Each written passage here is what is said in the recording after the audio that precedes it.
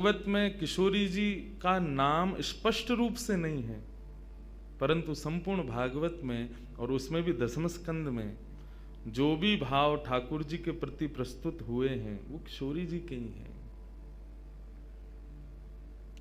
ऐसी हमारी श्यामा जी किशोरी जी, उनके मधुर भाव को श्रवणार्थ कहने के लिए हम आप सब लोग बैठे हैं। ये हमारा परम सौभाग्य है।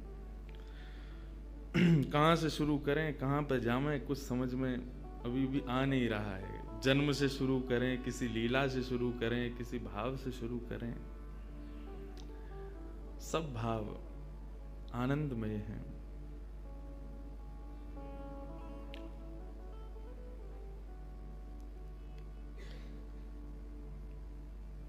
ठाकुर जी का ही प्रतिबिंब किशोरी जी के भाव में प्रकट हुआ है।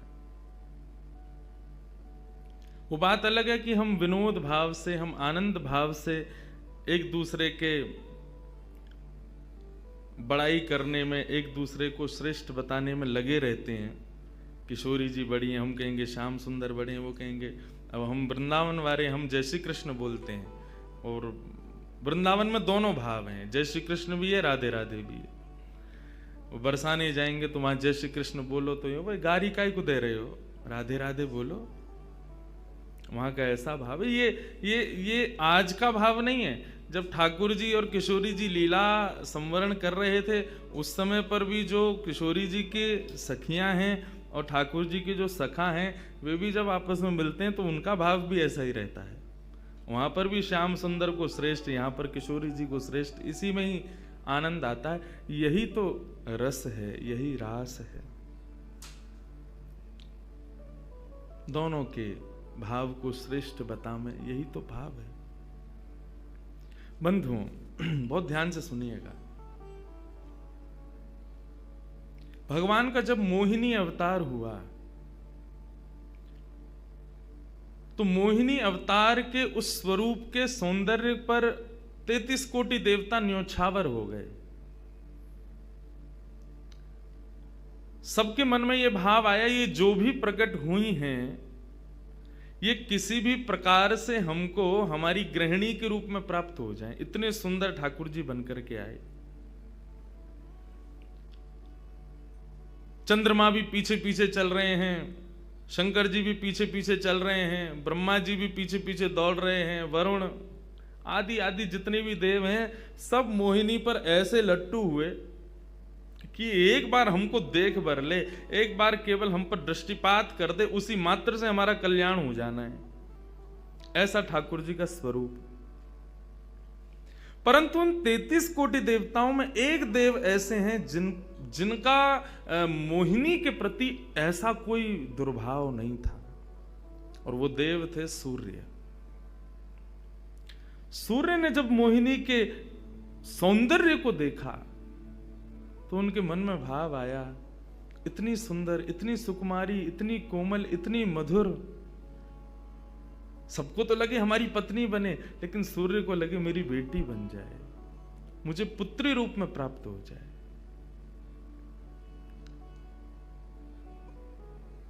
जब सूर्य के हृदय में यह भावना उत्पन्न हुई तो मोहिनी ने कटाक्ष नेत्रों से सूर्य की ओर देखा, बाकी किसी को देख ही नहीं रही हैं, और देख करके केवल ठाकुर जी ने उनको इशारा किया।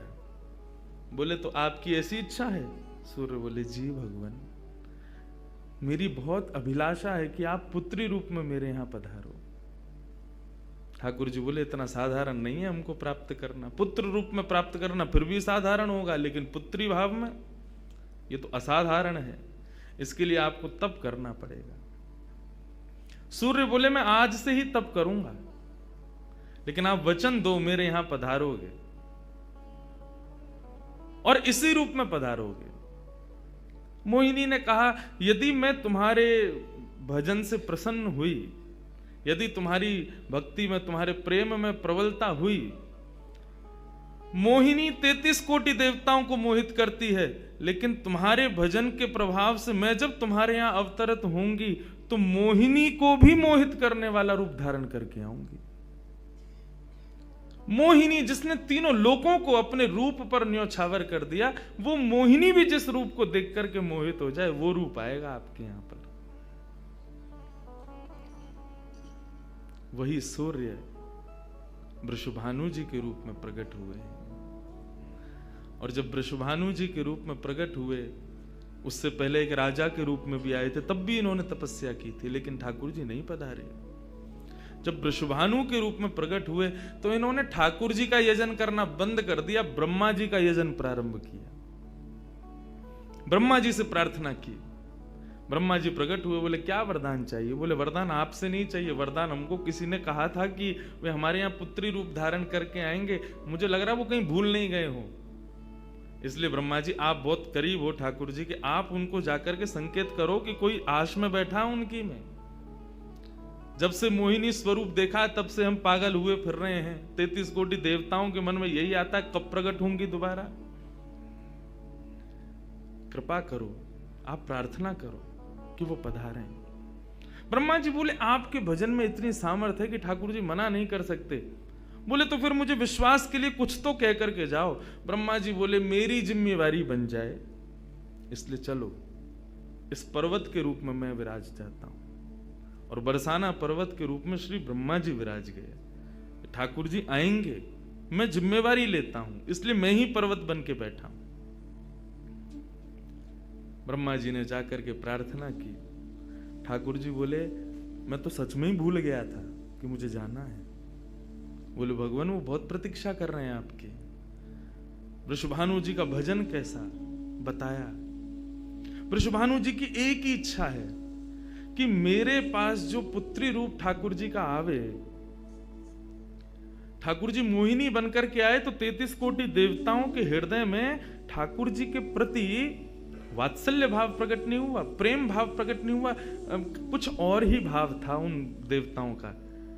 वृषभानु जी कह रहे हैं कि मैं ऐसी पुत्री पाना चाहता हूं जिसको देख करके काम नष्ट हो जाए, काम का भी मर्दन हो जाए, सामने वाले के हृदय में एक दिव्य प्रेम प्रकट हो, निष्काम प्रेम, अनकंडीशनल लव किसे कहते हैं, इसका प्रसाद पूरे दुनिया को देने वाली ऐसी पुत्री मेरे घर पधारे। स्वार्थ सिद्ध प्रेम सब करना जानते हैं, लेकिन निस्वार्थ प्रेम किसे कहते हैं वो ठाकुर जी का वो शक्ति स्वरूप ही सबको बता सकता है। ब्रह्मा जी की प्रार्थना हुई ठाकुर जी से। ठाकुर जी अपने वैकुंठ में विचरण कर रहे हैं, विचार कर रहे हैं कैसे करूं, नंद यशोदा के यहां भी जाना है, देवकी वसुदेव के यहां भी पुत्र बनना है, पहले से ही 4 मम्मी पापा हैं हमारे, अब ये 2 मम्मी पापा और कैसे बनाऊं, 6 माता पिता। तब ठाकुर जी विचरण कर रहे थे, तभी एक खंभ में मणि, उस मणि में ठाकुर जी ने अपना प्रतिबिंब देखा।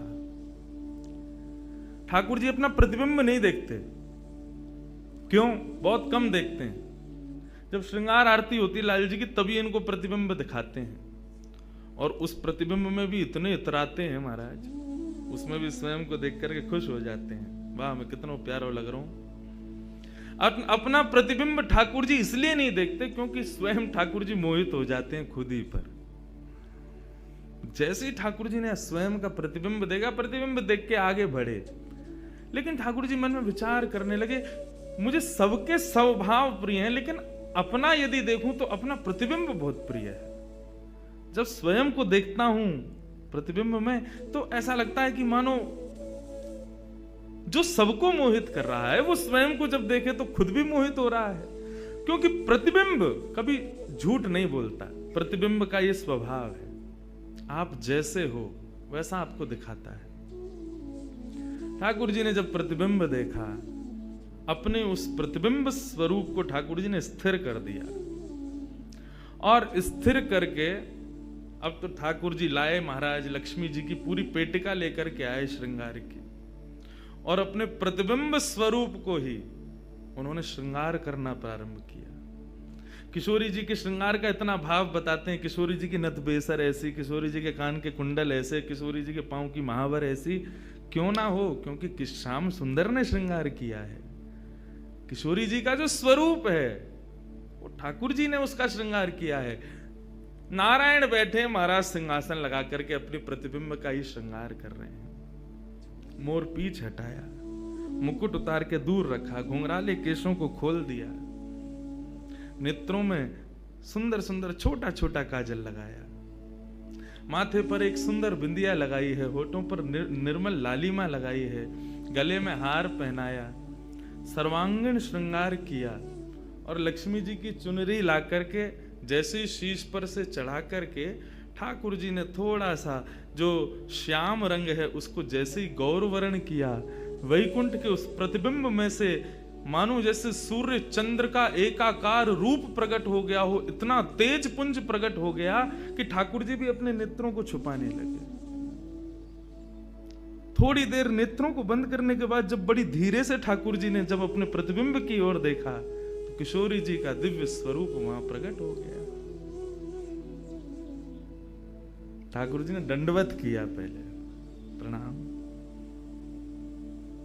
हे श्याम सुंदर, आपने ही मेरो निर्माण कियो है, आपने ही मुझ को प्रकट कियो है। क्या भाव है? ठाकुर जी बोले कोई भाव नहीं है, केवल मोहिनी भाव से 33 कोट देवता मोहित हुए थे, लेकिन मैं मोहित नहीं हो पाया था, इसलिए तब से मैं भी तड़प रहा था कि मुझे भी कोई मोहित करे, उस मोहिनी को भी मोहित कोई करे। वो स्वरूप आज प्रकट हुआ है। धर्म की स्थापना हुई, ज्ञान की स्थापना हुई, भक्ति की स्थापना हुई, वैराग्य की स्थापना हुई, लेकिन अंततो गत्वा संसार का सार जो प्रेम है उसकी स्थापना नहीं हुई है। उसके लिए आपका अवतार धारण करना अति आवश्यक है। आप मेरी शक्ति हैं, आप मेरी आत्मा हैं। पूरा विश्व और पूरे विश्व की दिव्य चेतना किसकी प्राप्ति के लिए दौड़ रही है? कि आत्मा एक दिन परमात्मा में मिल जाएगी, लेकिन उस परमात्मा में आत्मा जो विद्यमान है वही तो किशोरी जी हैं। उस आत्मा की परमात्मा की जो आत्मा है वही तो श्री राधा जी हैं। लोग उनके रूप को नहीं समझ पाते। आजकल के यंगस्टर्स, आजकल के युवा उनको बहुत विचित्र रूप में दर्शन करते हैं कि कृष्ण राधा कौन है, बोले कि they are just like some love words. ऐसा नहीं है। आप उनको सीमित उस अवस्था में, और माफ कीजिएगा यदि किसी प्रवचनकर्ता की कथा सुनने के बाद भी आप उनको वहीं तक सीमित मान रहे हो ना, दोष आपको नहीं, प्रवचन करने वाले को लगेगा कि तुम किशोरी जी के इसी रूप को स्थापित कर पाए। इसीलिए कथाओं में ज्यादा किशोरी जी का प्रसंग ना हम कहते हैं ना उसका स्पर्श करते हैं। स्पर्श करने पहले से भी 100 बार सोचते हैं। यहां आने से पहले भी मुझे कई आचार्यों ने संपर्क किया कि वहां आप किस विषय को लेकर के जाएंगे, आप गर्ग संहिता पर कहेंगे या किशोरी जी के किस भाव को वहां पर प्रस्तुत करने वाले हैं। मैंने कहा देखो, हम बस बोलेंगे जो निकल जाए मुंह से, जिसका जो भाव ठाकुर जी स्वीकार कर लें बस, लेकिन भाव ये रखेंगे ठाकुर जी विराज गए हैं कि कोई अनधिकारी इस भाव को सुनकर के अपने मन में कोई दुर्भाव ना प्रकट करे। ब्रजवासी बहुत डरते हैं किशोरी जी के भाव को कहने में, क्योंकि जब सामने वाले से प्रत्युत्तर के रूप में कुछ विलग ही सुनने को मिलता है तो बहुत कष्ट होता है हृदय को कि तुमने किशोरी जी को क्या समझा, वो क्या है और तुमने उनके किस रूप को जाना। वो ठाकुर जी का ही प्रतिबिंब स्वरूप है, ठाकुर जी का ही आत्मा स्वरूप है। और एक बात कहूं, प्रतिबिंब से और आत्मा से प्रेम किया जा सकता है, ब्याह नहीं किया जा सकता, क्योंकि प्रतिबिंब और आत्मा ये दोनों हमसे अलग नहीं है। ब्याह के लिए एक अलग व्यक्ति चाहिए, एक हमसे कोई अलग हो, हमसे कोई जुदा हो, 2 लोग चाहिए तब ब्याह संपन्न होता है। लेकिन कृष्ण और राधा, इन दोनों में भेद है ही नहीं। किशोरी जी और ठाकुर जी में कभी भी कदापि कोई भेद नहीं है। बल्कि लीलाएं अभी सुनेंगे हम लोग, कभी कभी ठाकुर जी जब किशोरी जी का रूप धारण करते हैं तो किशोरी जी से ज्यादा गोपियों को सुख देते हैं।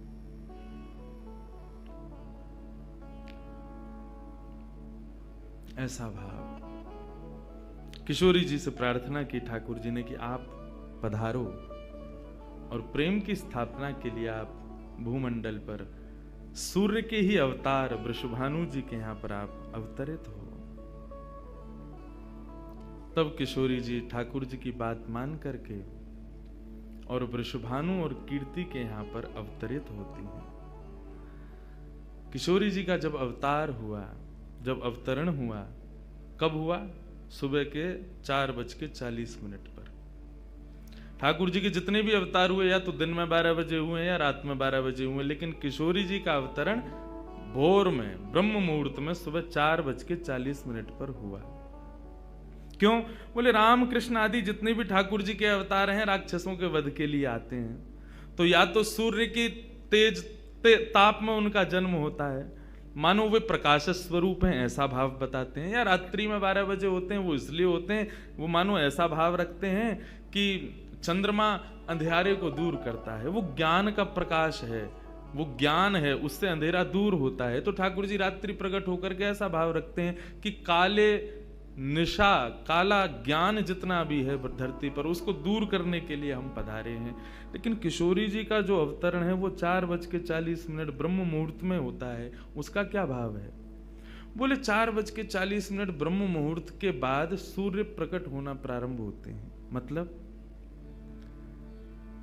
सारे मंगल कार्य ब्रह्म मुहूर्त में होते हैं। चिड़ियाओं का चहकना, कई पुष्पों का प्रकट हो जाना, मानव के मस्तिष्क में आज मुझे क्या करना है, वो दिव्य चेतना का प्रादुर्भाव होना, ये सब कुछ सुबह ब्रह्म मुहूर्त से प्रारंभ होता है। और सबसे बड़ी बात, सूर्य प्रकट होते हैं, धीरे धीरे धीरे धीरे अंधेरे को दूर करते हैं और धीरे धीरे धीरे गतिमान होते हैं 12 बजे तक। तो किशोरी जी का प्रादुर्भाव ब्रह्म मुहूर्त में हुआ, इसका ऐसा भाव बताते हैं कि मानो वो प्रेम जिस प्रकार प्रादुर्भाव से लेकर के और आगे के गंतव्य तक नित्य प्रति बढ़ता रहे, उसका वर्धन हो, वर्धन करने के भाव से किशोरी जी ब्रह्म मुहूर्त में पधारी। क्योंकि वर्धन होना ही एक नवीन दिन का ब्रह्म मुहूर्त से प्रारंभ होता है। ऐसे ही प्रेम का वर्धन, भक्ति का वर्धन, भाव का वर्धन, उन सब का वर्धन करने का प्रतीक है किशोरी जी, इसलिए ब्रह्म मुहूर्त में जन्मी है। किशोरी जी का प्रादुर्भाव हुआ, पूरे बरसाना में आनंद उत्सव मनाया गया, सब नाच रहे हैं, गा रहे हैं, आनंद मना रहे हैं। नंद बाबा भी आए, यशोदा जी भी आई हैं, उन्होंने भी आकर के वृषभानु जी को बधाई दी है। सब कुछ हुआ, लेकिन किशोरी जी के प्रादुर्भाव में एक वैचित्र था। क्या? दिन बीत गए 8, लेकिन किशोरी जी ने अभी तक नेत्र नहीं खोले। अभी तक किशोरी जी केवल एक छोटी सी बालिका हैं, एक सुकुमारी हैं, परंतु अभी तक किसी को भी किशोरी जी के नेत्रों का दर्शन नहीं हुआ। अभी तक किशोरी जी के नेत्र नहीं खुले हैं। इस बात से कभी कभी चिंतित हो जाते हैं वृषभानु जी और कीर्ति कि हमारी लाली है तो गई है, लेकिन पता ना क्यों अपने नेत्रन को नहीं खोल रही है। कभी कोई संत आ जाए, कोई वैष्णव आ जाए, कोई ब्राह्मण आ जाए, तो उनसे निवेदन करते हैं कि हमारी लाली नेत्र नहीं खोल रही। तब देवताओं ने नारद जी को भेजा, आप जाओ और जाकर के वृषभानु जी के इस मन के भाव को पूर्ण करके आओ, किशोरी जी के सुंदर नेत्रों का दर्शन उनको कराओ। तब श्री नारद जी महाराज का आगमन हुआ। नारद जी जैसे ही आए तो वृषभानु जी ने नारद जी को देखते ही सबसे पहले अपने पुत्र को बिठा दिया। श्री दामा से मिलो, हमारा लाला है। नारद जी उससे मिले, उसका सब देखने लगे। नारद जी मन में विचार कर रहे हैं कि ये उनसे कब मिलवाएंगे, किशोरी जी का दर्शन कब होगा। 2-3 दिन तक नारद जी विचरण करते रहे बरसाने में। वृषभानु जी का मन तो होता है कि मैं इनसे कुछ कहूं, कुछ पूछूं, थोड़ा किशोरी जी के बारे में, अपनी लाली के बारे में न कछु जानूं, लेकिन अभी वो भाव प्रकट नहीं हो रहा है। तब एक दिन एक छोटी सी बरसाने की लाली को जब नारद जी महाराज खिला रहे थे और उससे प्रेम चर्चा कर रहे थे, ये दृश्य जब वृषभानु जी ने देखा, उन्होंने तुरंत नारद जी के चरण पकड़े और कहा, हे भगवान, हमारी एक लाली भई है, बहुत सुंदर है, सुकुमारी है, नन्ही सी है, अभी वाकु देख करके स्पर्श करवे में हूं, डर लगे कि कहीं हमारे स्पर्श से कोई कष्ट ना है जाए, या हमारे हम सबन को दर्शन भी ना करा में। लेकिन महात्मन आपसे पूछना चाह मैं, हमारी लाली नेत्र नाय खोल रही है, कहा भाव है? नारद जी तो तुरंत बोले, अरे तो तुमने इतने दिन से क्यों नहीं बताया? वो तो पहले से ही बैठे थे तैयार कि ये जल्दी बोले तो मैं जाऊं, जाकर के दर्शन करूं। बोले संकोच है रहे हो? बोले संकोच मत करो, अभी लेके चलो, कहां है तुम्हारी लाली, मुंह को बताओ। नारद जी महाराज जा रहे हैं वृषभानु भवन में, एक बेड़ी पार की, दूसरी बेड़ी पार की, तीसरी बेड़ी पार की। जैसे ही भीतर पहुंचे हैं, सुंदर सुगंधी भीतर से प्रकट हो रही है, सामने स्वर्ण जटित एक पालना है, और जैसे उस पालने में जाकर के नारद जी ने दर्शन किया, कमल कली को वृषभानु की लली को रंग, कैसा रंग है? बोले जैसे कमल की कली हो मैं ना, ऐसी श्री वृषभानु नंदिनी है। नारद जी ने जैसे उनको दर्शन किए है, आनंदित है गए, आनंदित है करके प्रणाम करने लगे। वृषभानु जी बोले, हमारी लाली नेत्र नाय खोल रही है, आप कृपा करो ना। नारद जी बोले, एक मंत्र पढ़ना पड़ेगा, कुछ करना पड़ेगा, तंत्र मंत्र करना पड़ेगा, तब आपकी लाली बोलेगी। वृषभानु जी बोले, देख लो, संभल के करियो, हमारी लाली बहुत कोमल है, वो ना स्पर्श नहीं करेंगे, दूर बैठ के करेंगे। वृषभानु जी बोले, तो करो। बोले आपको पहले बाहर जानो पड़े, वो एकांत में करेंगे। कीर्ति वृषभानु जी को देखें, बोले लाली को अकेला तो ना छोड़ेंगे? बोले नहीं बाबा, विश्वास पात्र है, हम कर सके। वृषभानु जी और कीर्ति दोनों जैसे ही बाहर पधारे, नारद जी ने गेट बंद कियो, तुरंत चरणन में प्रणाम कियो, और प्रणाम करके सीधे सन्मुख बैठे हैं। हे कृष्ण मनोहारिणी जय वृंदावन प्रिया, जय भ्रू मंगल ललिता, जय वेणु दवाकुल, जय कृष्ण मनोहारिणी जय वृंदावन प्रिया,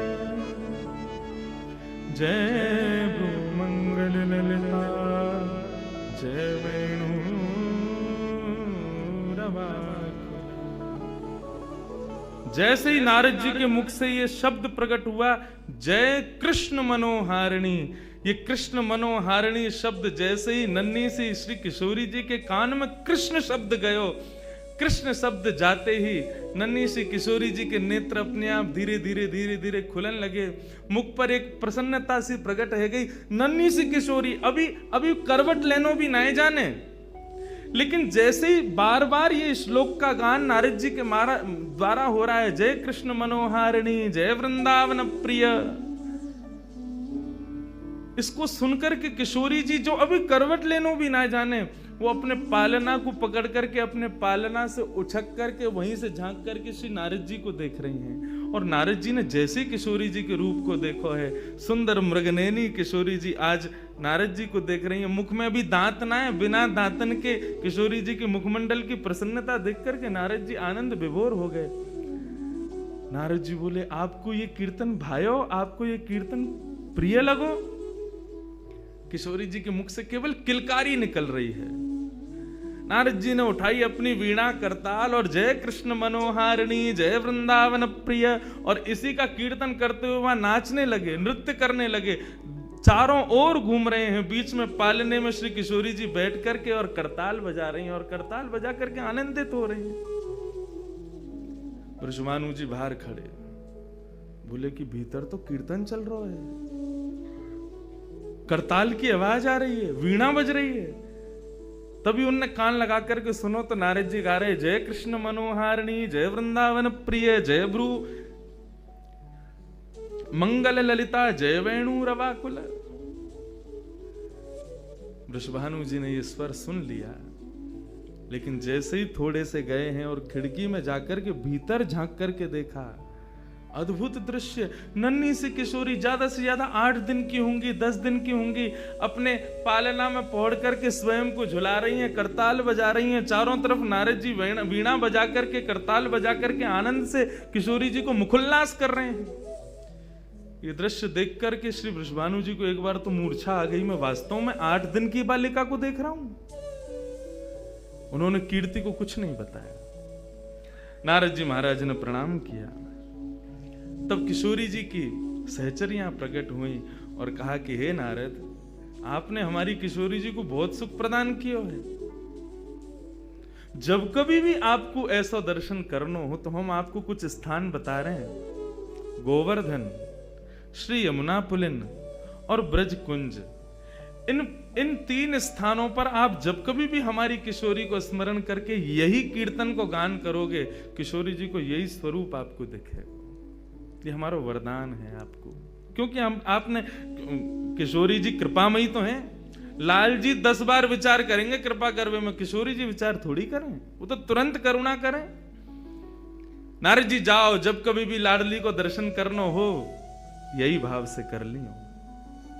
नारद जी महाराज के नेत्र सजल है गए, किशोरी जी के चरणन में बारंबार प्रणाम कियो और प्रणतिपात करते हुए वहां से प्रस्थान कर गए। किशोरी जी फिर से नेत्र बंद करके अपने पालना में पौड़ गई। कीर्ति जी बोली, बाबा आयो, टोना टोटका करके गयो, तब वो हमारी लाली के नेत्र तो खुले नहीं। कीर्ति जी गोद में लेकर के सुला रही है, नेक नेक थोड़ी सी संकुचित है करके रुदन करना प्रारंभ कियो। सो इतने में वृषभानु जी आए और वृषभानु जी बोले, नेक दियो लाली को। और किशोरी जी को गोद में लेकर के वृषभानु जी बोले, हे कृष्ण मनोहारिणी। जैसे ही बोले तुरंत किशोरी जी के नेत्र फिर से खुल गए, फिर से अपनी किलकारी भर करके कीर्तन में करताल बजाने लगी, आनंद विभोर हो गई।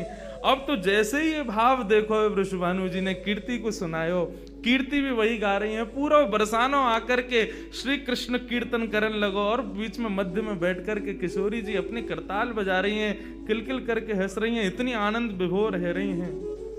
तब सबन को ये भेद पतो चलो, कहा कि ये श्री कृष्ण की आत्मा है, ये उनसे विलग नहीं है, वे ही आपको सर्वस्व है।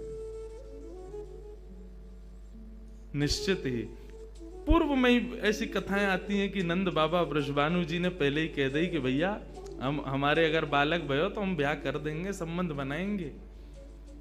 और आज वही भाव उन सबको वहां दिख रहा था। हे कृष्ण मनोहारिणी, यदि नित्य कोई श्री किशोरी जी का स्मरण करे और जब भी किशोरी जी के दर्शन करे, किशोरी जी के सन्मुख बैठे, इस भाव को कहे, हे कृष्ण मनोहारिणी, हे कृष्ण के मन का हरण करने वाली, या हे कृष्ण जय कृष्ण, कृष्ण ने जिनके मन का हरण किया, दोनों भाव हैं इसके। जो कृष्ण के मन का हरण करे या जिसने कृष्ण के मन का हरण किया है, ऐसी श्री किशोरी जी आज भी प्रसन्न होती हैं इस कीर्तन को सुनकर के। ऐसी हमारी ब्रज की शोभा, ब्रज की भूपा, ब्रज की अधिष्ठात्री, ब्रज की रानी श्री किशोरी जी को या प्रकार से प्रादुर्भाव है, या प्रकार से श्री किशोरी जी या धराधाम पर पधारी। हमारे जैसे वृंदावन में राधे राधे को भाव है, बिहारी जी के सामने भी जय जय श्री राधे के हैं, सबके हैं। ऐसी जब भी किशोरी जी के सामने जाओ तो कृष्ण नाम को उच्चारण करो। अपोजिट अपोजिट चलें सब जगह। राम जी के सामने जाओ हनुमान जी के भाव को, हनुमान जी के सामने जाओ राम जी को कीर्तन करो, कन्हैया के सामने जाओ किशोरी जी को कीर्तन करो, किशोरी जी के सामने जाओ श्री ठाकुर जी को कीर्तन करो। हनुमान जी को ही हनुमान चालीसा सुनाओगे तो हनुमान जी प्रसन्न नहीं होंगे, राम जी को सुनाओ। और राम जी के सन्मुख जब हनुमान जी के सन्मुख जब जाओ तब राम जी को कीर्तन करो। ऐसे ही जब ठाकुर जी के सन्मुख जाओ तब किशोरी जी को भाव रखो, और किशोरी जी के सन्मुख जाओ तब ठाकुर जी को प्रेम भाव रखो। यही भाव है। एक कथा ये तो थी किशोरी जी कैसे प्रकट भई, कैसे उनके भाव। अभी एक भूमिका सी बना लूं, न एक तुम मुझे पहचान लो, न एक मैं तुम्हें पहचान लूं, और न एक यहाँ को वातावरण में, न एक मैं ढल जाऊं। इतना अत्याचार मत करो, जल्दी आन दो मुझे। किशोरी जी को प्रादुर्भाव, एक बाह्य एक स्ट्रक्चर बना लूं, फिर घुसेंगे भीतर रस में। अभी चीनी डरी है ना कि भाई चाशनी बनन दो, अब सबरे ऐसे मुंह को टकटकी लगा के देख रहे, अभी गुल्ला में हमें रस में डाल दो। प्रेम से कहो, हे कृष्ण मनोहारिणी, हे वृंदावन प्रिया, जय कृष्ण मनोहारिणी। एक सुंदर पद है ये, तो रहो किशोरी जी को प्रादुर्भाव को भाव। अब एक पद है जहां में ठाकुर जी और किशोरी जी की प्रथम भेंट लीला के बीच में कब भई, वाको भाव है। आहा, मधुमास सारंग।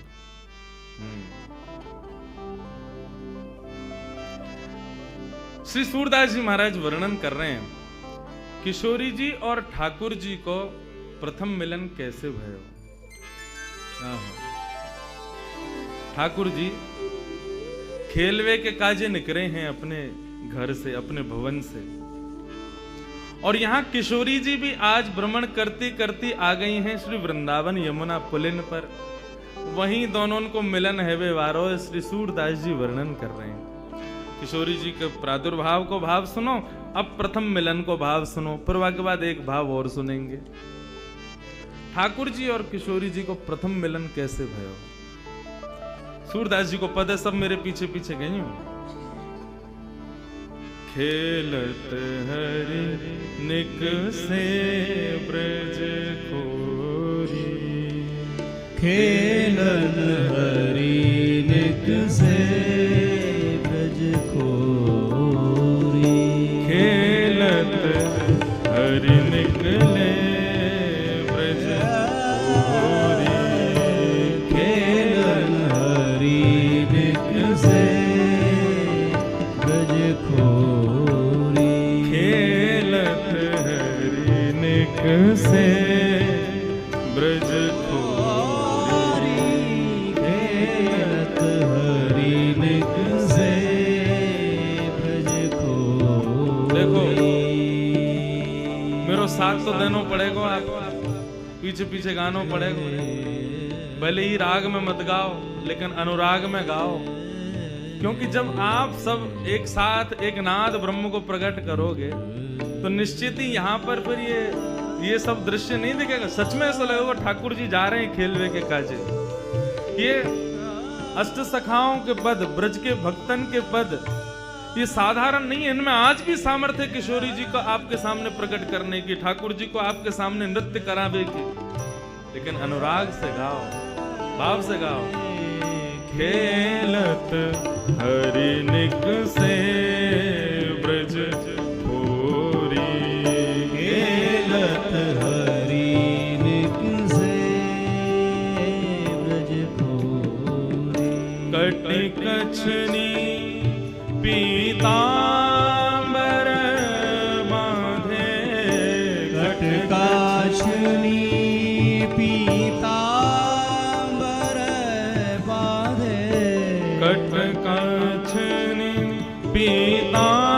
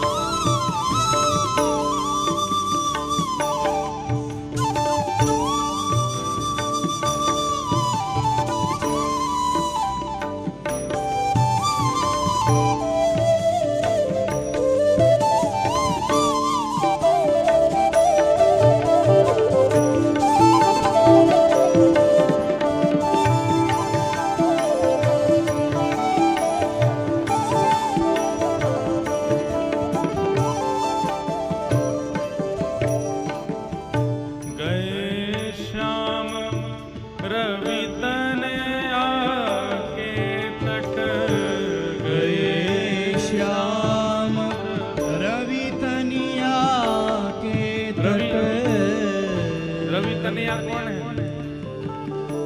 रवि यानी सूर्य। उनकी पुत्री कौन? यमुना जी। कहाँ जा रहे हैं ठाकुर जी? यमुना के तट पर जा रहे हैं। कैसे जा रहे हैं? गए श्याम रवि तनया के तट, गए श्याम रवि तनिया के तट, लसती चंदन की खोरी हो, लसत चंदन की खोरी,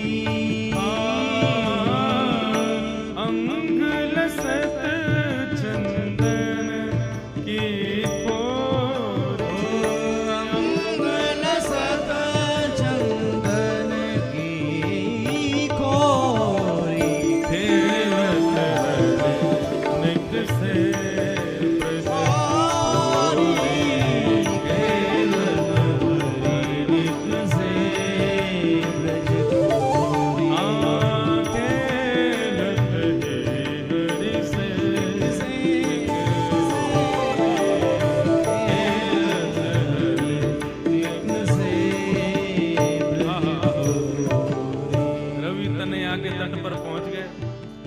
जैसे ही यमुना जी के तट पर पहुंचे श्याम सुंदर, इतने में ही उन्होंने एक सुकुमारी को देखा और सुकुमारी को देख करके कहा भयो, औचक ही देखी तहरा,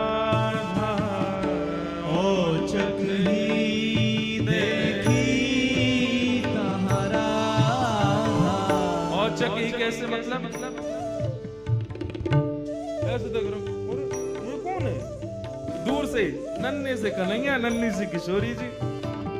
औचक ही देखी तहाँ श्याम, औचक ही देखी कैसी है? श्यामा, नयन विशाल चंदन की रोरी, नयन विशाल चंदन की, और नील वसन परिया कट पहरे, नील वसन परिया कट पहरे, गौरांगी किशोरी जी ने कैसे वस्त्र पहने हैं?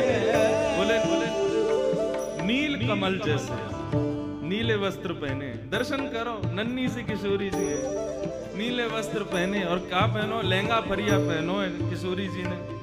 और बैनी पीठ रुलत झकझोरी, बैनी पीठ रुलत झकझोरी, बैनी पीठ रुलत झकझोरी, खेलत हरिनिक से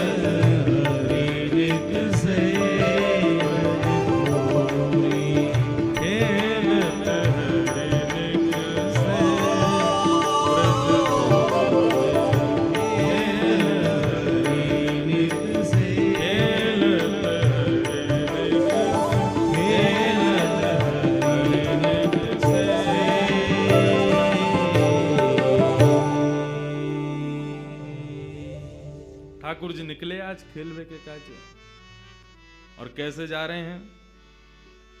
सुंदर चंदन की बिंदी अपने पूरे अंग पे लगा रखी है, कटकाचनी पहन करके हाथ में गेंद आदि रस्सी आदि लेकर के ठाकुर जी पहुंच गए नन्हे से कन्हैया। जैसे ही यमुना जी के तट पे पहुंचे तो यमुना के तट पे तो सुई देख ली उनने, नीलो नीलो से कुछ चमक रहा है। सुई ऊपर से झांक करके देखने लगे कौन है, और जैसे ही वृषभानु नंदिनी ने अपने सुंदर सुकुमार नेत्रन से श्याम जी को निहारो है। आहा, शूर श्याम देखत ही रीझे, देखते ही रीझ गए। अरे नेक्सी सी छुरी कौन की है? नेक्सी सी लाली, खुद भी नेक्से से ही है। कई बार छोटे छोटे बच्चे को धनवान व्यक्ति का लक्षण बताया कि धनवान कौन है, तो श्रीमद् भागवत के महात्म्य में स्वयं श्री नारद जी महाराज बहुत सुंदर बात कहते हैं। यदि उस बात को समझ लिया जाए तो यह पता चल जाए कि धनवान कौन है। हम लोग धनवान किसको मानते हैं? जिसके पास अति लक्ष्मी हो, अति धन हो, अति वैभव हो, उसको धनवान मानते हैं। लेकिन श्रीमद् भागवत की फिलॉसफी कुछ और कहती है। श्रीमद् भागवत कहती हैं, सकल भुवन मध्य निर्धनास्ते धन्या निवसत हृदयेषां श्रीहरेर्भक्ति रेखा प्रविशत हृदयेषां हरिरपि निजलोकं सर्वथा तो विहाय प्रविशत हृदयेषां भक्ति सूत्रोपनद्ध। बहुत सुंदर बात कहते हैं। क्या कह रहे हैं? बोले सकल भुवन मध्य निर्धनास्तेपि धन्या, सारे करोड़पतियों के बीच में रहने वाला वो निर्धन व्यक्ति उन करोड़पतियों से ज्यादा वैभवशाली है भगवान की नजरों में। कब? यदि उस निर्धन व्यक्ति के हृदय में भगवान की नाम का धन विद्यमान। बहुत ध्यान से सुनिएगा इस विषय को।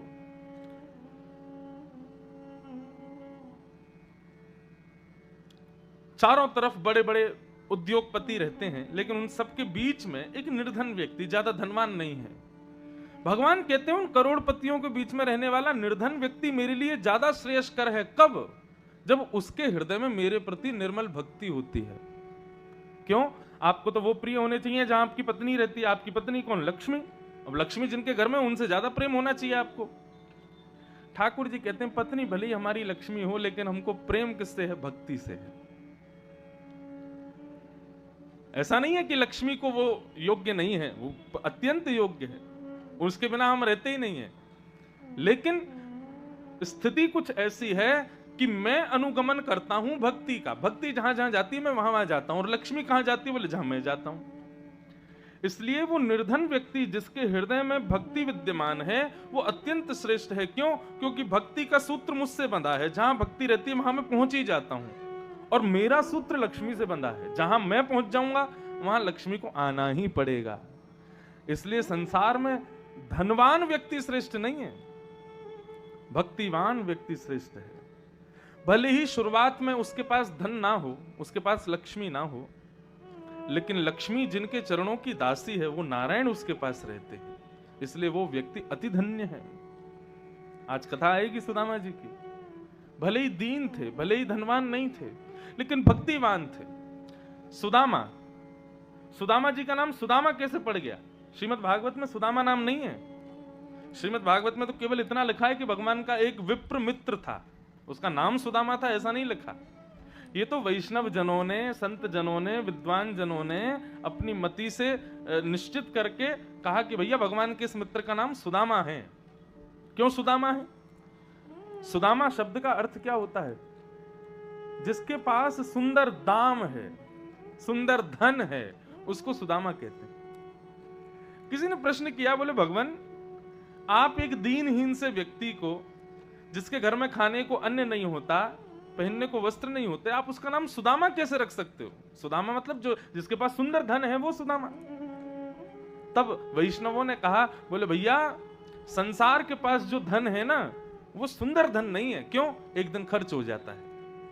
लेकिन सुदामा के पास जो भगवान का नाम रूपी धन है ना, वो कितना भी खर्च करो कभी खर्च ही नहीं होता, बढ़ता ही रहता है। तो ऐसा दाम जिसके पास है उसका नाम है सुदामा, भगवान का नाम रूपी दाम, इसलिए उनका नाम सुदामा। तो बंधुओं, श्रीमद् भागवत लक्ष्मी साध्य नहीं है।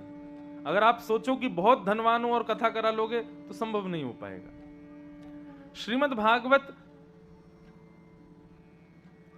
भाग्य साध्य भी नहीं है। मेरा भाग्य प्रबल हो जाएगा तो मैं कथा करा लूंगा, ऐसा भी जरूरी नहीं है। श्रीमद् भागवत तो कृपा साध्य है। यदि कृपा हो जाए ना ठाकुर जी की, तो कथा प्राप्त होती है। सब लोग इधर देखो, कहां तक बताएं? बड़े बड़े धनवान, बड़े बड़े करोड़ खरबपति, करोड़ों का टर्नओवर कराने वाले भी कथा नहीं करवा पाते। लेकिन यदि किसी के ऊपर कृपा ठाकुर जी को करनी है ना, उसके पास कुछ भी नहीं होगा तो भी वो कथा करा लेता है। ऐसा कितना अनुभव किया। हमारे पूज्य पिताजी महाराज की एक बार कथा हुई, यहाँ पंडरिया एक जगह है, रायपुर से बिलासपुर के बीच में पंडरिया। अब जिन्होंने कराई उनका नाम तो नहीं पता, लेकिन जिन्होंने कथा करवाई थी वो उस शहर के डॉन थे। डॉन समझ गए? नहीं नहीं, वो नहीं। अरे भाई उनका नाम मत बोलो, वो तो बढ़िया आदमी है बेचारे, ये किसी और का नाम बोल रहे हैं। तो एक कथा कराई थी पंडरिया में। वो जो थे उन्होंने किस लिए कथा कराई अब सुनो। बैठे थे ऐसे 4-5 दोस्त, और डॉन आदमी तो थे ही, उनका रुतबा था वहां पे महाराज। वो जब चलते थे तो उनके सब रखे रहते थे औजार, वो सब आदमी डरते थे उनसे। तो बस इसलिए कथा करा ली कि किसी ने कह दिया भाई तू बहुत धनवान बनता है, बहुत ये बनता है, तू कथा करा के दिखा तो माने। उसकी भगवान में कोई रुचि उची नहीं थी, केवल पैज में केवल शर्त लगी थी दोस्त से कि कथा करानी है। बोले कथा तो मैं करा के रहूंगा चाहे दुनिया हिल जाए। बोले किसकी कथा कराओगे? तो उसने फोटो दिखा दिया, बोले भागवत के सबसे बड़े वक्ता यही हैं, इनकी कराओ। पिताजी महाराज का चित्र देखा, उसी रात गाड़ी लेकर के वो गाड़ी से ही वृंदावन आया, यहाँ पंडरिया से। और पिताजी की कथा कहीं बाहर थी, तो वृंदावन में आकर के मिला हमारे जो सब व्यवस्था कर्मी है, सब लोगों से। सबने व्यवस्था बताई, भैया ऐसा पंडाल बनाना पड़ता है, इस प्रकार प्रचार प्रसार करना पड़ता है, रहने सहने की सबकी अच्छी उत्तम व्यवस्था करनी पड़ती है, सबको भोजन प्रसादी की व्यवस्था देनी पड़ती है। अब तो जो कहते हैं ना, जिसके सिर पर वो सवार होता है रुतबा, वो फिर सब मना थोड़ी। अरे महाराज ये सब मत बताइए मुझे, ऐसी व्यवस्था करूंगा आपने जीवन में नहीं देखी होगी। तो सब लोग बोले भैया बढ़िया ही आदमी होगा, इतना जब विश्वास से बोल रहा है कि ऐसी व्यवस्था करूंगा जीवन में नहीं देखी होगी, तो फिर आनंद ही आएगा फिर इसकी कथा में। तो बोले मुझसे और कुछ मत बताइए, कितनी दान दक्षिणा आदि करनी है मुझे वो बता दो, बाकी सब व्यवस्था हो जाएगी। तो उसको सब बताया, भैया इतना खर्चा हो जाता है, आने जाना सब कुछ करना। सब चीज पर हाँ बोलता चला गया, हाँ ठीक है ठीक है ठीक है, सब करूंगा, 1 नंबर व्यवस्था होगी, ऐसी होगी, बस मेरे को कथा की डेट दीजिए। पिताजी ने 1 साल बाद, उनकी कथा का समय खाली था, वो डेट उसको दे दी, भाई 1 साल बाद तुम्हारे यहाँ कथा होगी। ठीक है। 1 साल तक बीच में कई कथाओं में वो व्यक्ति पहुंचा, आकर के बार बार कहे महाराज तैयारियां चल रही हैं और ऐसे कर रहा हूं वैसे कर रहा हूं, आपको आना है। बोले आएंगे भैया आएंगे सब। तो ये काफी पुरानी बात है। उसके बाद से फिर हम कथाओं की व्यवस्था के लिए 10 दिन पहले किसी ना किसी को भेज देते हैं, भाई देख के आओ। तब तक नहीं भेजते थे लेकिन हर जगह नहीं भेज पाते थे, क्योंकि व्यस्तता इतनी रहती थी पिताजी की। फोन पे ही बात चल रही थी, बोले हाँ सब व्यवस्था है, पंडाल बन गया, ये हो गया वो हो गया, सब बात हो गई। कलकत्ता से कहीं से कथा करके पिताजी सीधे रायपुर, एयरपोर्ट पे कोई लेने ही नहीं आया। पिताजी ने फोन करवाया, भैया कहाँ है पूछो उनसे। बोले कि हम अभी चल दिए हैं पंडरिया से, आप थोड़ी देर बैठो, एयरपोर्ट पे ही आ रहे हैं अभी। पिताजी बोले भाई बड़ा विचित्र प्राणी है, अभी चला है पंडरिया से, अभी 2-3 घंटे में यहाँ पहुंचेगा, फिर लेगा, फिर लेके जाएगा। हम सुबह से भूखे प्यासे चले हैं। रायपुर में बहुत वैष्णव है, पिताजी के शिष्य, जिंदल परिवार पूरा उन्हीं का शिष्य है। पिताजी अपनी व्यवस्था करके पंडरिया पहुंच गए। अब पंडरिया पहुंचे तो उसको फोन करें, वो कहे मैं तो रायपुर आ गया, आप पंडरिया क्यों चले गए? अब रुको पंडरिया में, मैं आ रहा हूं वापस। बोले अरे तुम आते रहे ना, हमारी व्यवस्था बताओ, रुकना कहाँ है? बोले रुकने की व्यवस्था मैं बता तो रहा हूं, अभी एक घंटा में इंतजार करो, मैं बता रहा हूं कहां है। अरे भैया ऐसे तो होता है क्या, इतने दूर से आ गए, बताओ कहां रुकना है। गाड़ी में बैठे रहे 3 घंटे पिताजी। वो व्यक्ति रायपुर से लौट के आया, आकर के प्रणाम प्रणाम करके बोले कहाँ रुकना है। बोले अभी वो एक को बोला है, वो अपना घर खाली कर रहा है, उसको 2-3 घंटे लगेंगे तब रुकवाएंगे आपको। बोले ये कोई तरीका भाई, पहले से तुम 1 साल तुमको दिए, तुमने कोई व्यवस्था नहीं की। बोले अरे एक जगह की थी, उसका घर ही टूट गया। तो बोले ऐसा कैसा घर था, घर टूट गया। बोले अच्छा तो पंडाल वंडाल दिखाओ कहाँ लगा है, कैसा लगा है। तो पंडाल क्या था, हवा आती उड़ता था वो पंडाल पूरा ऊपर। पंडाल देख के पिताजी घबरा गए, बोले भैया यहाँ कथा होगी। बोले हाँ, तूफान आ गया तो पंडाल ही गिर जाएगा। बोले नहीं गिरेगा, हमारी जिम्मेवारी है। बोले अरे भैया वाटरप्रूफ बनाते, कुछ बढ़िया बनाते। बोले अरे महाराज सब व्यवस्था हो गई है, अब आप एंड टाइम पे मत बताओ क्या करना, मैंने सब कर दिया। सारे पिताजी के संगीतज्ञ और ब्राह्मण लोग जहां रुके वहां महाराज सांप बिच्छू तो उनका घर था वो। वहां जाकर के इन लोगों ने सबने कहा भैया यहाँ कहाँ सोएंगे, नीचे पूरी मिट्टी पड़ी है, कहाँ कैसे व्यवस्था होगी, क्या होगा। बाथरूम के नाम पर जंगल था, उसी में जाओ, वहीं सब करके आओ, उसके अलावा कोई व्यवस्था नहीं। नहाने के नाम पे नीचे नदी बह रही है, इसमें नहा लो। सब लोग रात्रि में पिताजी के पास पहुंचे, भैया ऐसे तो कैसे होगी कथा। पिताजी बोले क्या करें, बड़ा विचित्र आदमी है, कथा की डेट ले गया, सब फाइनल कर गया, बोला सब करूंगा, और अब देखो कुछ नहीं किया। सब लोगों ने कहा भैया भोजन प्रसाद बनाने के लिए गैस चूल्हा दो, तो उसने चूल्हा और लकड़ी लाके दी, बोले इसी में बनाओ पकाओ खाओ। रात्रि में सबने भोजन किए, दूसरे दिन लकड़ी खत्म, तो उससे बोले भैया लकड़ी की व्यवस्था करवाओ, आज प्रसाद वरसाद पाके फिर कथा करनी है। तो बोले हाथ पैर दिए भगवान ने, इन्हीं को काट के जला दो, लकड़ी की क्या जरूरत है। अरे इतना भी नहीं कर सकते, जंगल में जाओ लकड़ी काटो ले आओ, अब सब ये व्यवस्था भी मैं करके दूंगा क्या। ऐसी स्थिति हो गई महाराज कि वहां बस सब रोने ही लगे। पिताजी ने कहा देखो भाई, सारे संगीतज्ञ, सारे ब्राह्मण लोग, सब लोग ट्रेन पकड़ो, अभी वापस जाओ। हमने इसको वचन दिया है, हम तो कथा सुना के आएंगे। अब चाहे ये गुंडा है, चाहे मवाली है, चाहे कोई भी है, कथा तो इसको दी है, यहां तक हमारी पोथी आ गई है, कथा तो अब होगी। और वही हुआ, सब वापस लौट गए, पिताजी अकेले कथा करके पूरी। बोले 7 दिन में यदि इसकी मति नहीं बदली कथा ने, तो हमारा नाम भी ठाकुर जी नहीं। 7 दिन उसको कथा श्रवण कराई, जिस अभिमान में था, जिस व्यसन में था, जिस दुर्गंध में था, हर चीज से निवृत्त हुआ। अंतिम दिन आकर के क्षमा मांगा, नेत्रों से अश्रुधार बहाने लगा, उसका पूरा जीवन परिवर्तित हो गया। और कथा उसके यहां हुई, और पिताजी सब करके फ्री में ही कथा करके गए। वो बात अलग है, बाद में फिर सबका पेमेंट वेमेंट करने के लिए उसने पंडाल वाले का भी नहीं दिया, वो भी पिताजी पे ही आ गया। बोले कि मेरा नहीं दे रहा, आप ही दो। पिताजी बोले भाई मैं तेरे को कहां से दूं, जिसने कथा करवाई उसके पास जाओ। लेकिन कुछ नहीं हुआ, तो फिर पिताजी ही बहुत कुछ वहां व्यवस्थाएं करके फिर लौट के आए। कहने का अभिप्राय, श्रीमद् भागवत धन साध्य नहीं है, श्रीमद् भागवत कृपा साध्य है। और ना जाने किस पर हो जाए कुछ कह नहीं सकते। आज तक वो व्यक्ति बिल्कुल सुधरे हुए हैं, बिल्कुल अब संभल गए हैं, अब अपना जीवन पूरा उनका परिवर्तित हो गया। आते हैं कभी कभी कथाओं में पिताजी की में। अब इसका मतलब ये नहीं सुन के कोई 2-4 लोग सोचे तो हम ऐसे कर ले, महाराज जी को बुला के सब व्यवस्था है और आके इनसे कह देंगे हाँ भाई करो अब कथा, तो आ जाएंगे तो फिर तो करनी पड़ेगी। ऐसा नहीं है। मैं यहां पर कोई वक्ता की विशेषता या किसी अन्य बात की विशेषता नहीं कह रहा हूं, मैं केवल इतना कह रहा हूं कि किसी के घर में किसी के द्वारा भागवत कथा होना, करवाना, ये साधारण बात नहीं है। कितनी बार ऐसा होता है कि लोग कथा बुक कर लेते हैं, सब व्यवस्था कर लेते हैं, एंड टाइम पे नहीं हो पाती, किसी ना किसी कारण से कैंसिल हो जाता है, सब अव्यवस्थित हो जाता है। अभी टूंडला में कथा थी, विदेश जाने से पहले आगरा के पास टूंडला, सुबह से ही बारिश शुरू, असमय की बारिश। और परिणाम ये कि शोभा यात्रा जैसे ही पंडाल के समीप पहुंची है, शोभा यात्रा क्या थी, सब टंपुओं में आ रहे थे, इतनी बारिश हो रही थी। जैसे ही शोभा यात्रा व्यासपीठ के बिल्कुल पंडाल के बाहर पहुंची है, इतने में ही बीच में से पंडाल टूट गया, ध्वस्त हो गया, नष्ट हो गया, कथा नहीं हो पाई।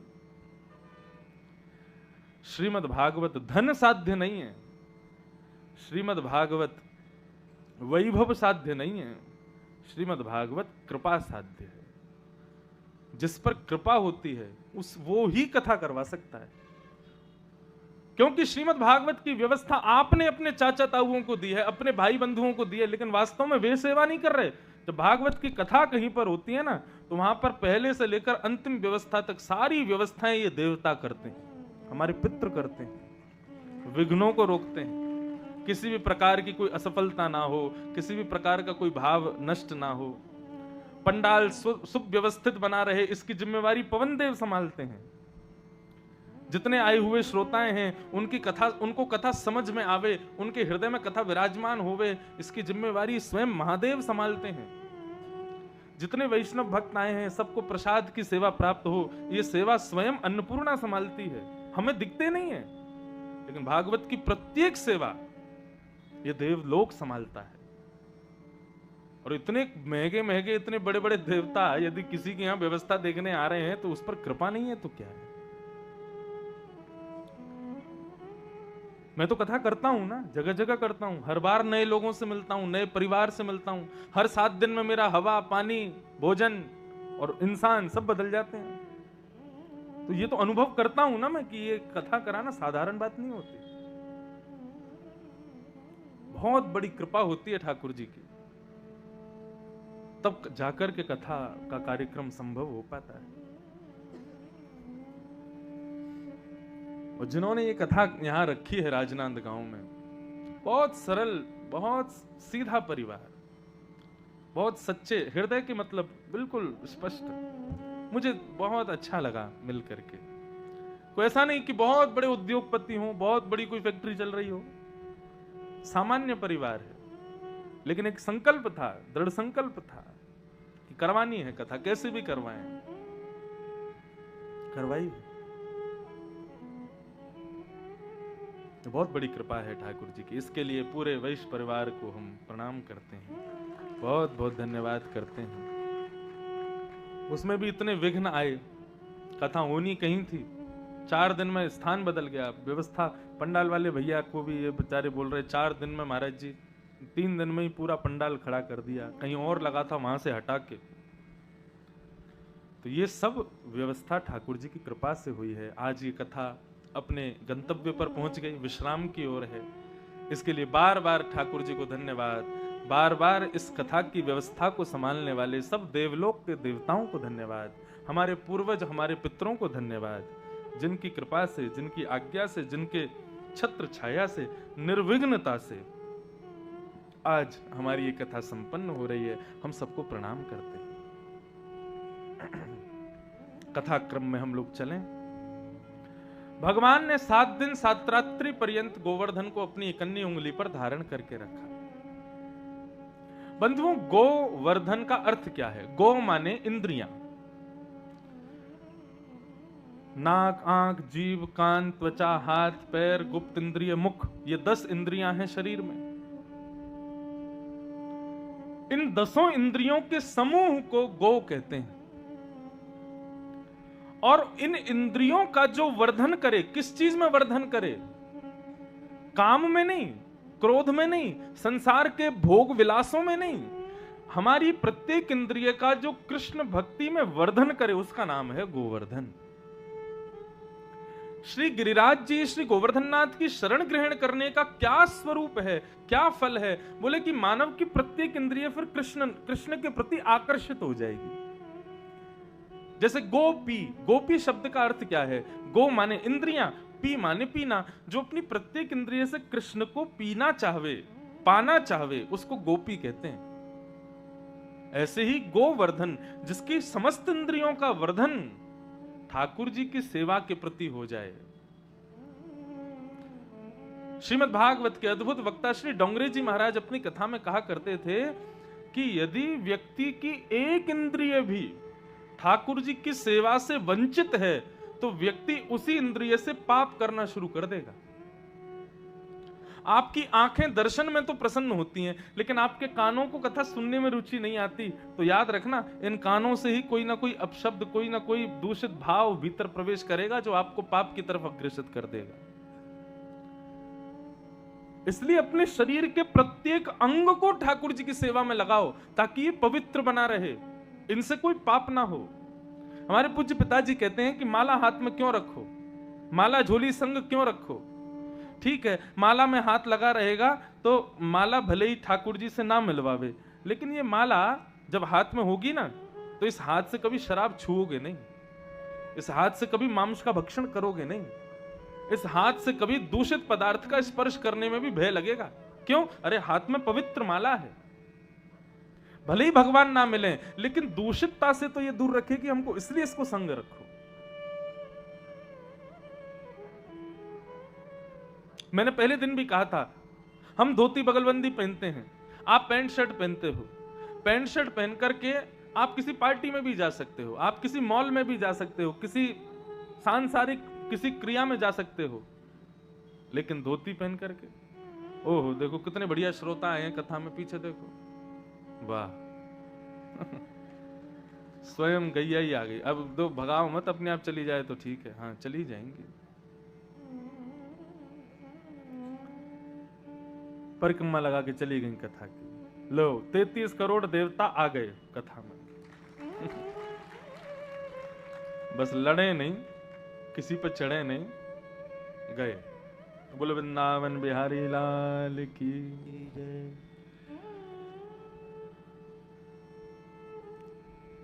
भक्त की बुद्धि गलत ना सोचे, जो हो जाए सामने उसमें भी कुछ अच्छा सोचे।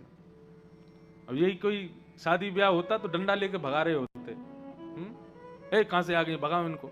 लेकिन कथा है तो भाव क्या आया कि अभी देवताओं को प्रणाम किया तो देवता प्रणाम स्वीकार करने गऊ के रूप में आ गए।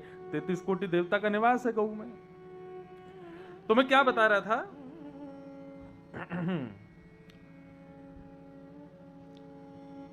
आप पैंट शर्ट पहन के किसी भी स्थान पर जा सकते हो, मायावी स्थान, मायावी स्थान मतलब सांसारिक स्थान, लेकिन धोती पहन के आप किसी पार्टी में नहीं जा सकते।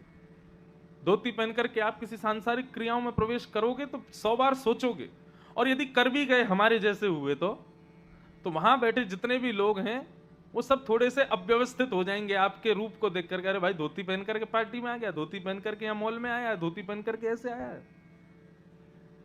हो ना हो, एक व्यक्ति का ही सही भाव तो बदलेगा आपको देख करके। अरे भाई देखो धोती पहना व्यक्ति बैठा है, मुझे थोड़ा अब कितनी बार होता है फ्लाइट में हम बगल में बैठे होते हैं जिसके, अब भोजन आता है तो भोजन जैसे परोसने वाले आते हैं तो कई फ्लाइटों में तो वेजिटेरियन मिलता है, लेकिन कई विदेश जाते हैं तो नॉन वेज भी मिलता है।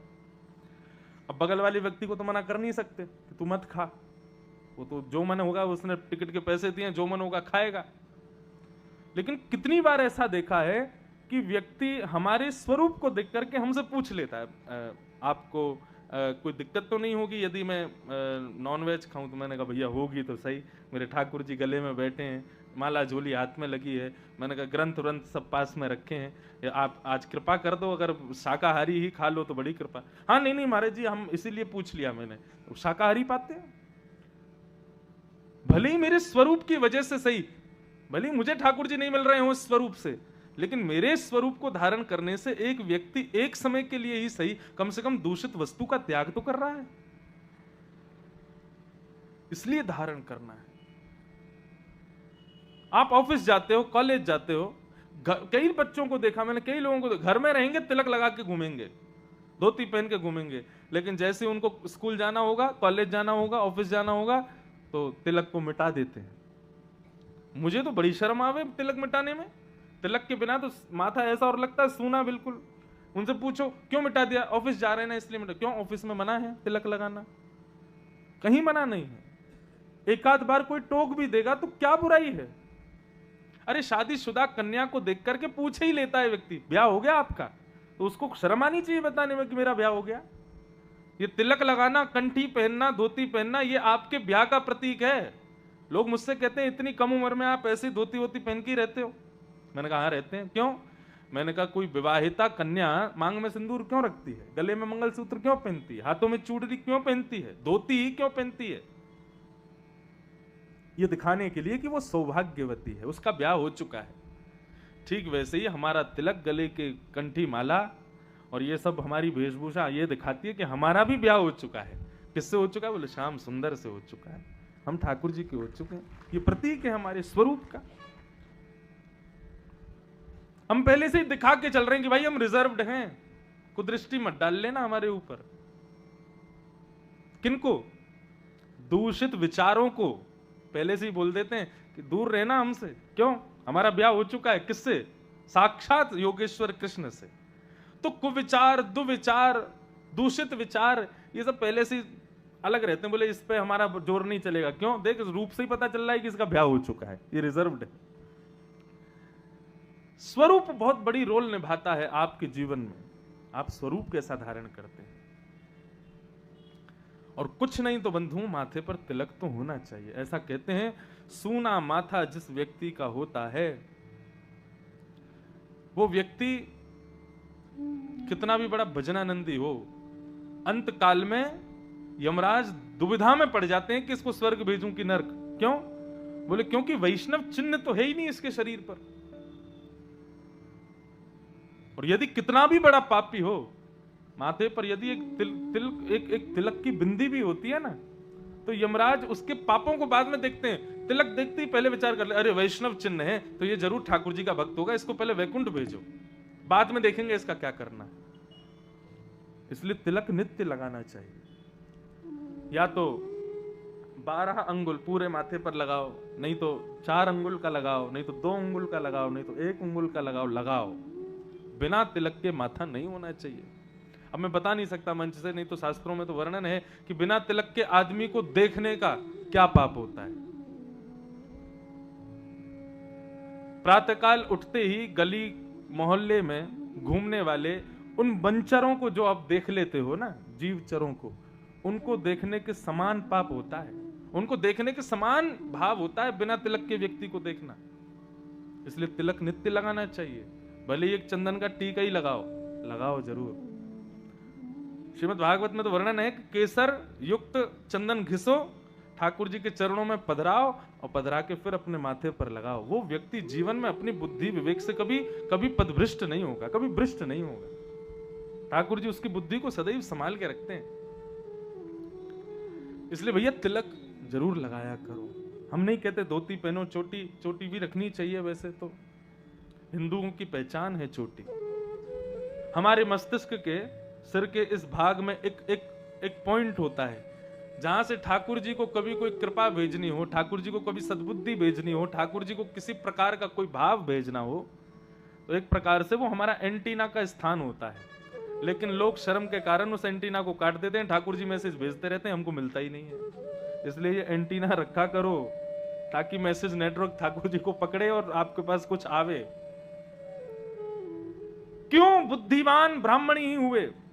क्यों बुद्धिमान चाणक्य ही हुआ? क्यों बुद्धिमान अष्टवक्र ही हुए?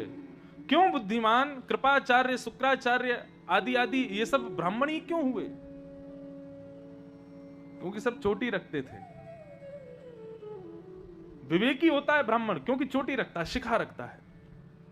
उसके पास ठाकुर जी कुछ ना कुछ उसकी बुद्धि को इस प्रकार से चलाते रहते हैं। ठाकुर जी को क्योंकि पता है सिग्नल मुझे मिल रहा है, लेकिन लोग सिग्नल ही काट देते तो फिर ठाकुर जी का मैसेज कहां से मिले। इसलिए चोटी भी रखनी चाहिए। अब बहुत भाव है, इसी पे बोलता रहा तो पूरा दिन इसी में निकलेगा, लेकिन कोई ना कोई एक वैष्णव चिन्ह हमारे शरीर पर जरूर होना चाहिए। और कैसा वैष्णव चिन्ह? लोग इस बात पे भी तर्क दे देते हैं, हम कंठी पहनते तो हैं भीतर, अरे वैष्णव चिन्ह दिखना चाहिए, उसको छुपाना नहीं चाहिए। एक वैष्णव चिन्ह ऐसा हो जो सबको दिखे, उसको धारण करो। आज इस कथा से प्रण ले लो भले ही। हमारे जितने भी भाई लोग हैं जरूर एक तिलक जरूर लगाओ माथे पर। सूना माथा मत रखो, कंठी जरूर पहनो और हो सके संभव चोटी भी रखो। और जब इतना ही कर लियो तो धोती पहनने में शर्म काहे को, वो भी पहन लेना। पूरे ही वैष्णव बन के रहो ना। मैंने सच में कितने परिवार ऐसे हैं कथाओं के बाद में वो जब मुझसे मिलने आते हैं तब धोती पहन के आते हैं। वो इतना अच्छा लगता है उनको देख करके, इतनी प्रसन्नता होती है। देखो अपने वैदिक रूप में है, अपने वैष्णव रूप में है, अच्छा लगता है।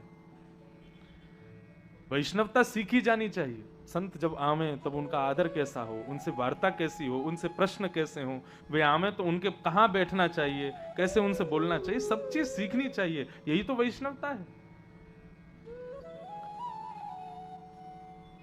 तो भगवान ने गोवर्धन, गो यानी कि इंद्रियां, इंद्रियां, और वर्धन मतलब भगवत चरण में उनका वर्धन करना, उनकी वृद्धि करना, यही है गोवर्धन। ऐसे गोवर्धन को ठाकुर जी ने 7 दिन 7 रात्रि पर्यंत अपनी कन्नी उंगली पर धारण किया। इंद्र आए, इंद्र ने आकर के भगवान से क्षमा मांगी और क्षमा मांग करके अपनी गलती स्वीकार की। बंधुओं, नोट कीजिएगा इस बात को, मानव का सबसे बड़ा सद्गुण क्या है? उसका सुंदर होना, उसका अच्छा गायन करना, उसका अच्छा बोलना, उसका अच्छी क्रियाएं करना, ये सब उसके सद्गुण हैं, लेकिन श्रेष्ठ सद्गुण नहीं है। मानव का श्रेष्ठ सद्गुण क्या है? मानव का श्रेष्ठ सद्गुण है अपने अवगुणों को स्वीकार करना, अपने अवगुणों को मानना कि हाँ, मुझ में ये कमी है, मुझ में ये अवगुण है। ये स्वीकारीकरण जो है ना अवगुणों का, ये मानव का सबसे बड़ा सद्गुण है। हम लोग जब आरती करते हैं, आरती करने के बाद में आरती लेते हैं तो उसका एक मंत्र है, हम ठाकुर जी से कहते हैं, पापो हम पाप कर्मा हम पापात्मा पाप संभव त्राहि माम पुंडरीकाक्ष सर्व पाप हरो हरि। इसका अर्थ क्या है? पापो हम, हे नाथ, मैं अभी कहीं से पाप करके आ रहा हूं। पाप कर्मा हम, मैं अपने कर्म में कोई ना कोई पाप करता ही हूं। पापात्मा, अब तो ये स्थिति हो गई है कि मैं पूर्ण रूपेण पापात्मा बन गया हूं, पूरा पापी ही बन गया हूं। और पाप संभव, आपकी आरती करने के बाद अभी भी कहीं जाके पाप ही करूंगा। पाप करके आया हूं, पाप करने जा रहा हूं, पापी ही हूं। लेकिन त्राहि माम पुंडरीकाक्ष, हे पुंडरीकाक्ष, ये पाप मैंने जानबूझ के नहीं किया। संसार में कई सारी ऐसी स्थितियां कि वो हो जाती हैं, हम करते नहीं हैं। इसलिए प्रभु, सर्व पाप हरो हरि, मेरे पापों का हरण करो। अब यहां पर यह कहना कि पापो हम, मैं पापी हूं, ये अपने अवगुणों का स्वीकार है। व्यक्ति जैसे ही अपने अवगुण स्वीकार करता है ना, भगवान कहते हैं उसकी मति में तभी सब शुद्ध कर देता हूं, तभी पवित्र कर देता हूं। सूरदास जी कहते हैं, कौन कुटिल खल कामी मौसम, कौन कुटिल खल कामी, जो तन दियो ताहि बिसरायो, ऐसो नमक हरामी। कौन कुटिल खल कामी मौसम, कौन कुटिल खल कामी। सूरदास जी कहते हैं, कौन कुटिल खल कामी मौसम, अपने अवगुणों का स्वीकारो, यहां मुझ में ये दोष है, ये सबसे बड़ा सद्गुण है। इंद्र ने स्वीकार किया कि मैंने अपराध किया है, अपने अपराध को आकर के स्वीकार करके दंड की इच्छा रखी है। भगवान से कहता है मुझे दंड दे दीजिए भगवान, लेकिन नाराज मत होना, मार लो, पीट लो, जो करना है सब कर लो, लेकिन मुझसे नाराज मत होइए। देव ही नाराज हो गए, कृष्ण ही नाराज हो गए, तो बंधुओं फिर तो जीना ही नहीं चाहिए। व्यक्ति को ऐसे को तो फिर कहीं जाके प्राण त्यागी कर दे, भगवान नाराज हो गए। ऐसी कभी कोई क्रिया मत करो जिससे ठाकुर जी नाराज हो मत। और मैंने शायद एक दिन कथा में बताया था, ठाकुर जी की सेवा में कोई अपराध हो जाए, ठाकुर जी क्षमा कर देंगे, कोई बात नहीं। आपने भोग लगाया, नमक ज्यादा पड़ गया, कोई दिक्कत नहीं, मिर्ची ज्यादा हो गई, कोई दिक्कत नहीं, मिठाई जो रखी थी बासी हो गई, कोई दिक्कत नहीं, ठाकुर जी सब स्वीकार कर लेंगे। निलाते समय ठाकुर जी हाथ से फिसल गए, गिर गए, लग गई बेचारों को, कोई दिक्कत नहीं, सब स्वीकार कर लेंगे ठाकुर जी। लेकिन भगवान कहते हैं मेरे किसी वैष्णव का कभी अपमान मत करना, अपराध मत करना, वो उसके लिए मैं तुमको क्षमा नहीं करूंगा। मेरी भक्ति में कोई दिक्कत हो जाए, नो प्रॉब्लम, मैं तुम्हारा हूं, जैसे रखोगे रह लूंगा, लेकिन मेरे किसी वैष्णव भक्त का कभी अपमान मत करना, कभी अपराध मत करना, कभी उसका तिरस्कार मत करना। यदि ये किया तो मैं तुमको नहीं छोड़ूंगा। इसलिए ठाकुर जी कभी नाराज ना हो, इसके लिए बंधुओं कभी वैष्णव भक्त कभी किसी का अपमान मत करो, कभी किसी का परिहास मत करो। इंद्र ने आके क्षमा मांगी, भगवान ने क्षमा कर दिया। और तत्पश्चात ठाकुर जी का आगे की लीला में गायों ने आकर के भगवान का नाम रख दिया, और ठाकुर जी को नाम मिला क्या? गोविंद। गौ माने गाय, और गौ माने इंद्रियां, और गौ माने ज्ञान। गौ माने ज्ञान भी होता है। विंद माने रक्षक, उनका जो रक्षक है उसका नाम है गोविंद। अच्छा एक बात कहूं, 45-40 के बाद जिनकी उम्र हो जाती है वे लोग भगवान को जब भी पुकारें तो गोविंद कहकर के पुकारें। स्थिति कैसी होनी चाहिए? जब उठो तब गोविंद कहो, बैठो गोविंद कहो, सो गोविंद कहो, कहीं जाओ गोविंद कहो। गोविंद शब्द, यदि वृद्धावस्था में गोविंद शब्द का उच्चारण करते हैं तो एक प्रकार से कुंती की स्तुति में यह भाव आता है कि कुंती भगवान को गोविंद कह के पुकारती है। तब किसी ने पूछा कि कुंती ने भगवान को गोविंद क्यों कहा? तब कुंती का भाव बताते हैं कि कुंती भगवान से कहती है कि हे कृष्ण, आप कौन हो? आप गोपाल हो, गोपालक हो, और ये सारी सृष्टि के जितने भी मानव हैं ये सब आपकी गौशाला की गैया हैं। कोई छोटी गैया, कोई मझली गैया, कोई बड़ी गैया, कोई बूढ़ी गैया। तो गौशाला में गैयाओं की सेवा करने वाला जो गोपालक होता है वो सारी गैयाओं की सेवा करता है पूरे दिन, लेकिन रात्रि में जब थक जाता है तब अपनी गौशाला की सबसे वृद्ध गैया के पास जाता है और बैठी हुई इस गैया के पास में जाकर के सर लगा करके उससे लिपट जाता है, क्योंकि वो चंचल नहीं होती, बड़ी शांत होती है। उसको सहलाता रहता है, सहलाते सहलाते बहुत समय उससे बातें करता रहेगा और करके फिर वहां से चला जाता है। कुंती ने भगवान को गोविंद कहकर के इसलिए पुकारा, बोले हे कन्हैया, तुम्हारी इस संसार रूपी गौशाला की गायों में सबसे वृद्ध गैया हूं मैं, इसलिए मैं तुम्हें गोविंद कह रही हूं, क्योंकि गोपालक को वृद्ध गैया सबसे प्रिय होती है। इसलिए भैया यहां जितनी गैया बछड़िया बछड़ा सब बैठे हैं, जो अभी युवा हैं, जो अभी मध्यावस्था में हैं, वो ठाकुर जी को अन्य अन्य नामों से खूब पुकारो, खूब नाम जप करो, लेकिन जो अब वृद्धावस्था में पहुंच गए हैं, ठाकुर जी का जितना हो सके गोविंद नाम से उच्चारण किया करो, ठाकुर जी को प्रिय लगता है। भगवान